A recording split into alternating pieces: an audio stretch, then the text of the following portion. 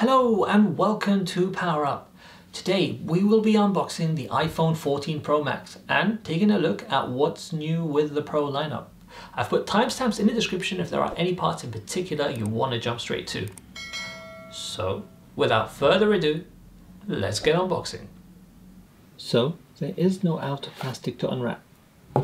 Honestly, I wasn't that excited by the choice of colors this year, but I went with the new purple. And I've got to say that it is a lot nicer than I thought it would be.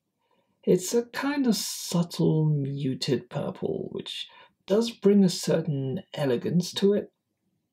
So in the box we have the Lightning to USB-C charging cable, the SIM card removal tool, the paperwork,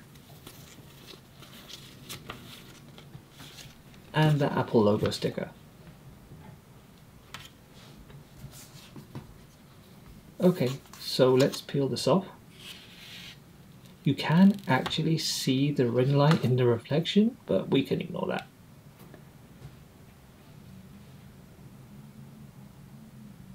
And here we can see the lenses.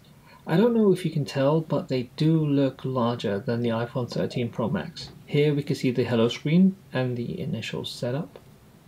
I remember thinking that the cameras were huge back with the iPhone 11 Pro Max. Now, this is something else. So on the side we have the silent switch, the volume up and volume down buttons, and the SIM card tray. Which reminds me, on the US models there is no physical SIM card tray. It's all eSIM. And on the other side we have the side button. So if you're traveling to a country without eSIM capabilities, then you may have a problem. A spokesperson at Apple told The Verge that the iPhone 14 models can store up to 8 eSIMs, whilst 2 can be used at the same time. And here we can see how the camera lenses compare with the 12 Pro Max, as I don't have the 13 Pro Max. So that is the iPhone 14 Pro Max. The highlight of this year's Pro Max is the new dynamic island. The proximity sensor has been placed behind the screen, and the size of all components on the front have been reduced to use 30% less space. They describe Dynamic Island as blurring the lines between hardware and software, and it looks to be just that. With the animations that occur when it's being used, it makes it seem like the same component area is expanding and changing shape when it needs to. And I have to say, it is a good play on Apple's part to take a very much disliked part of the iPhone, the notch, and making it one of the main highlights of this year's phone. The Pro and the Pro Max come in the same two sizes of 6.1 and 6.7 inch, both using OLED displays, with peak brightness of 1600 nits. And a feature that's finally come to the iPhone is the always-on display. Now, the likes of Huawei and Samsung have been using these features for the last few years. But with the new iOS 16 lock screen capabilities, it now makes more sense to have an always-on display. And I can see it becoming more and more useful as the list of available apps for the lock screens grows and grows.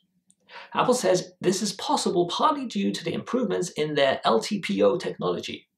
Let's take a quick second here. So we have seen LTPO used in Apple Watch with their always-on display.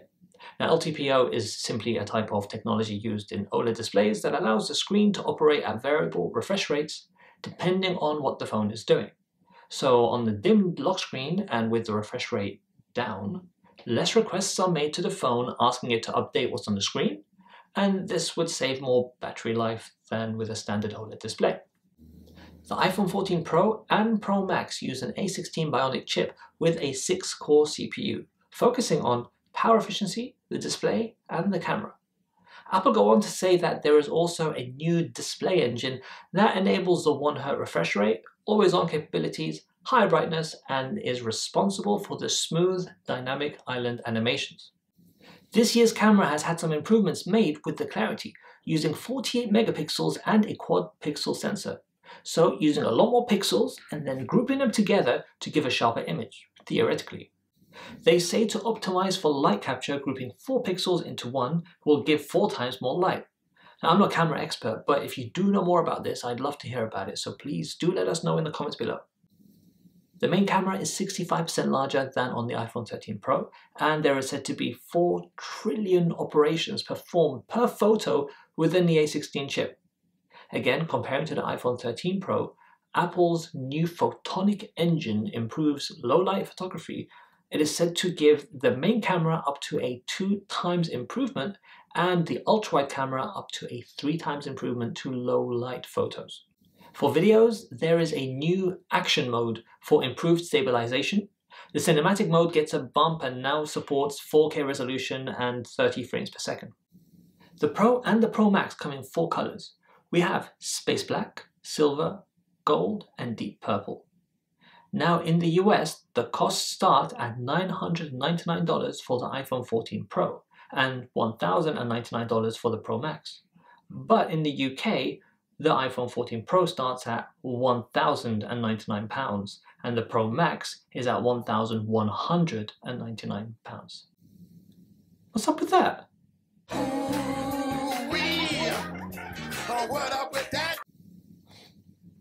So that was a quick look at the iPhone 14 Pro and the Pro Max.